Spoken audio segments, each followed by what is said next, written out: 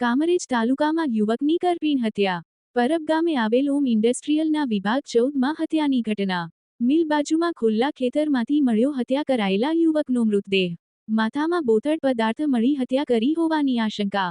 યુવકનું નામ દીપક મિશ્રા હોવાનું અને મિલમાં રહેતો હોવાનું પોલીસ તપાસમાં બહાર આવ્યું. એલસીબી એસઓજીની ટીમો અને જિલ્લા પોલીસ વડા ઘટના સ્થળે પહોંચ્યા. જગદીશ સાટિયા, ન્યૂઝ 14 કામરેજ. કામરેજ પોલીસ સ્ટેશનમાં જે પરબ ગામ છે એની સીમમાં આજે સવારે પોલીસને એક માહિતી મળી હતી કે એક વ્યક્તિ મરણ જનાર હાલતમાં પડ્યા છે. તાત્કાલિક પીઆઈ અને અમારી એલસીબી ટીમ જે છે એ અહીંયા આવી ચેક કર્યું તો જે મરણ જનાર વ્યક્તિ છે એની હાલ અમને જે પ્રાથમિક જાણકારી મળી છે એ મુજબ દીપક મિશ્રા નામનો વ્યક્તિ છે અને અહીંયા જે ઇન્ડસ્ટ્રીયલ યુનિટ છે એની અંદર એ મજૂરી કામ કરતા હતા અને એના માથા ઉપર બોથડ પદાર્થ મારી એની હત્યા નિપજાવવામાં આવેલી છે.